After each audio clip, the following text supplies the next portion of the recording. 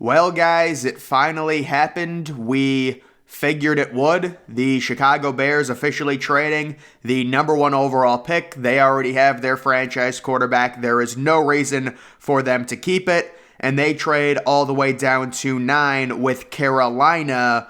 And they end up getting DJ Moore, who I absolutely love as a potential number one wide receiver in that offense to go along with Darnell Mooney. Chase Claypool, we'll see. He's probably a wide receiver 3 in that offense. They also get a second-round pick in 2023, a first-round pick in 2024, and a second-round pick in 2025. Carolina only gets the number one overall pick. And a lot of people, the reaction to this, what a win by Chicago. What a great trade. You move down 8 spots. You're still probably going to draft an offensive tackle, an elite one, possibly the best offensive tackle, whether it's Paris Johnson Jr., maybe Peter Saransky, move him to guard. A lot of people talking about that. And then for Carolina, the common person saying they got swindled, they gave up too much. You take a look at their offense now, you're really not giving your number one quarterback any weapons. Terrence Marshall is now their number one receiver. But I want to go a little bit deeper into this and into the idea of tanking, the idea of losing games to give yourself better draft position. Chicago, whether they tanked or not, I think it was very clear those last few games when they were sitting all the wide receivers, sitting Justin Fields week 18, they were gunning for that number one overall pick, and this is exactly why you do it. Now you have a possible number one receiver. You still have the 9th overall pick. You get another second rounder in 2023. You get a first rounder in 2024. You now have 2 first round picks in 2024 that you might be able to package to move up to draft a Marvin Harrison Jr. or a star receiver and give Justin Fields more help, all while drafting Justin Fields, an elite offensive lineman, at number 1 because you still have the 9th overall pick. This is the idea. This is the art of tanking, the art of losing games. If you are the Carolina Panthers, when you fired Matt Rule and you were 1-4 or 1-5, whatever it was, from that point forward, you should have said, we need to lose football games. Winning games at this point with Sam Darnold, with Baker Mayfield, with whoever, it is completely useless, and it's actually only going to hurt our future, which is exactly what happened, because now, at number 9 overall, you got to give up your number 1 receiver. You got to give up a future first and second round pick, 2 second round picks, to move up to number 1 to get your franchise QB. I just think people really don't think about the idea of tanking, and I know it's not healthy for your organization, but it does pay off in the form of having better draft position. Like, imagine if Carolina was in Indianapolis' spot and they had the 4th overall pick and they only had to move up 3 spots.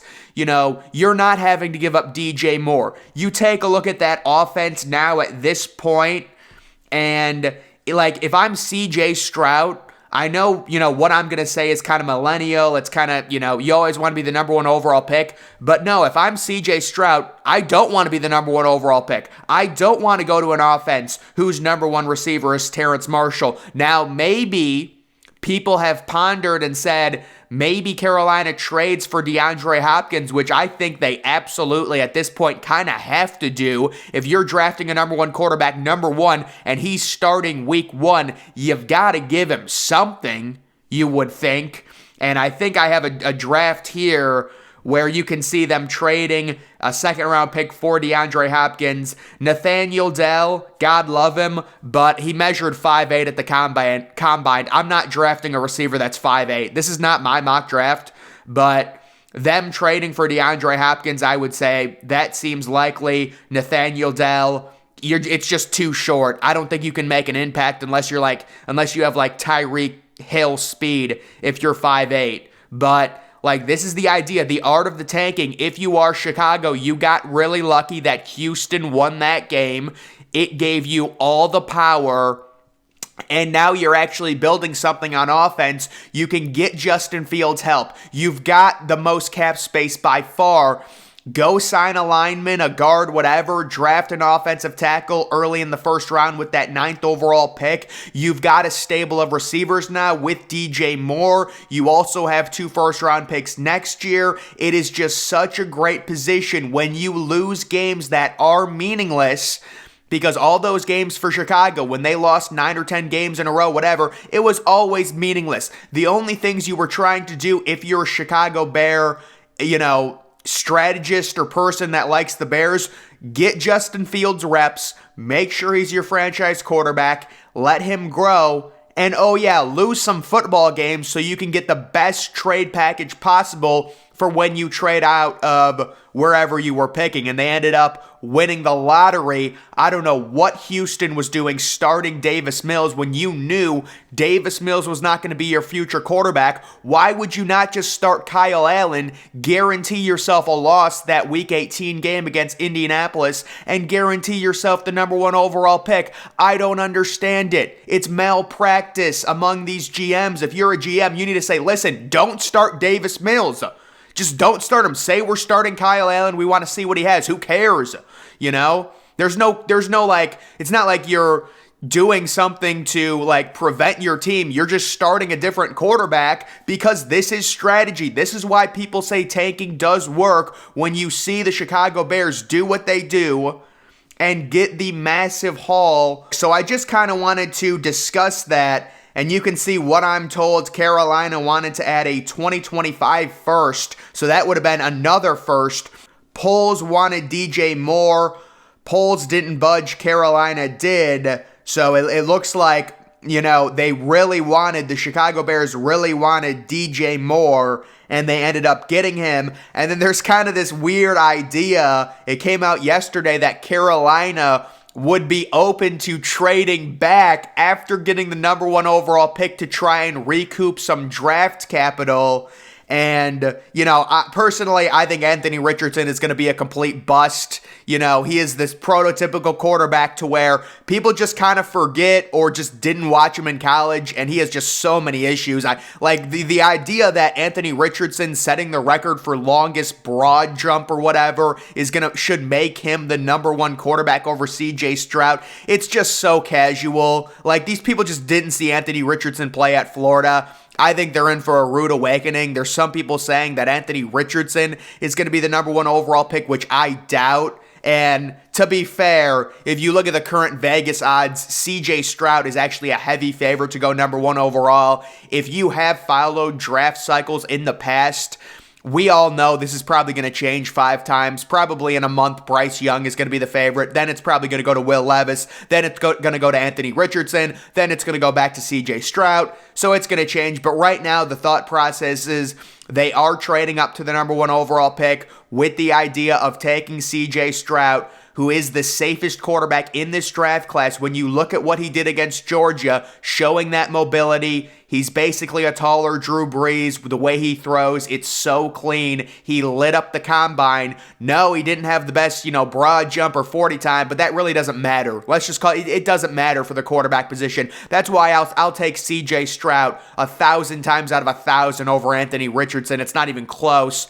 And then the idea is Bryce Young, Frank Reich is a guy who really likes prototypical bigger quarterbacks, and that's what CJ Stroud, Will Levis, and Anthony Richardson is. So right now, the kind of general vibe, CJ Stroud goes number 1, Bryce Young goes number 2 to Houston. You have a team that trades up to 3. It might be Indianapolis going from 4 to 3. It might be Vegas going from 7 to 3 now that they're out of it for Aaron Rodgers, and we have a new report coming on Aaron Rodgers. Quickly, I'll talk about that in a second. So I would say what's going to happen, CJ Stroud goes number 1 to Carolina. Bryce Young goes number 2 to Houston. The Raiders trade up to number 3. Draft Anthony Richardson. Will Levis goes number 4 to Indianapolis. That is the vibe I'm getting. That's just a shot in the dark based on kind of the overall sentiment around NFL Twitter and things like that. So we will see. And then this was interesting. Would you rather trade for DeAndre Hopkins or T. Higgins to pair with CeeDee Lamb? I personally love either of those options. I think CeeDee Lamb needs a bigger receiver on the other side. And that would be, I mean, you want to talk about even someone like DeAndre Hopkins. If you're Dallas, I mean, the cap situation's got to be pretty tough considering, you're giving Dak Prescott a ton of money, you're giving Tony Pollard $10 million, but it looks like they're cutting some of their cap. Zeke's going to have to take a massive pay cut. We will see. But yeah, if I was Dallas, I mean, it's looking like Cincinnati's going to keep T. Higgins. You'd have to give up a first-round pick for him. But DeAndre Hopkins paired with CeeDee Lamb, with Tony Pollard and Dak in that offense, and you still have Michael Gallup, although that's kind of a sunken contract right now. That's a very spicy matchup there. And then, so it's looking like with Aaron Rodgers, the Packers and the Jets have agreed to a deal. It's probably like a second and a third round pick for Rodgers. It just depends on if Aaron Rodgers wants to play or retire. If Aaron Rodgers says, I want to play, he will be playing for the New York Jets next season.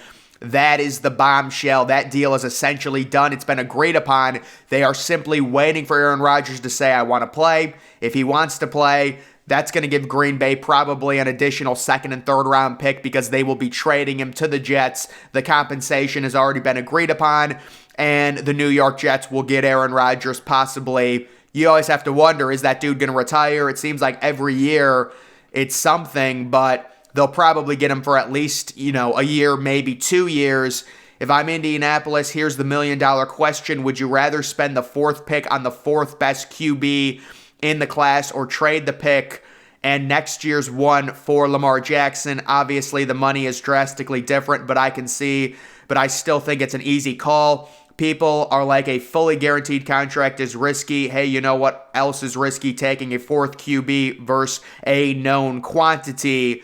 I think the argument against that is Lamar Jackson really a known quantity? Hasn't he missed like 40% of the games the past 2 years? And you're also giving him a fully guaranteed contract, giving you less flexibility in terms of your cap situation. If I'm Indianapolis, minimum, I'm trading right now with Arizona to move up to the third pick if they're open to it. Maybe Arizona would rather move back to 7 and trade with Vegas if Vegas really is obsessed with Anthony Richardson or Will Levis. We will see what happens, but I kind of go back to that draft that had Sam Darnold, Baker Mayfield, Josh Allen, Lamar Jackson. If you remember that, the Browns take Baker Mayfield number 1 overall. Sam Darnold goes number 3 to the Jets. Josh Allen is actually the third quarterback picked in that draft, number 6, I believe, to the Bills.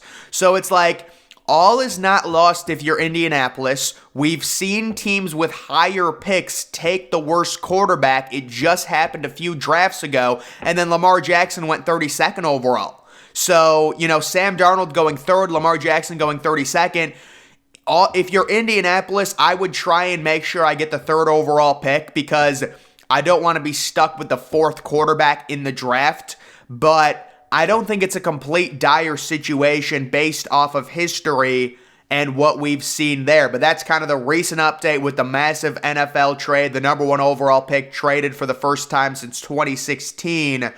And it will be probably, right now, it's looking like C.J. Stroud going to Carolina, Bryce Young going to Houston, possibly Vegas leapfrogging Indianapolis, getting the 3rd overall pick and drafting Anthony Richardson, and then Indianapolis staying at number 4 and taking Will Levis. But of course, again, it's going to change 5,000 times before the actual draft. So we'll see. Either way, guys, that's going to do it for this video. Make sure you're following me on Twitter. Link to that's always in the description.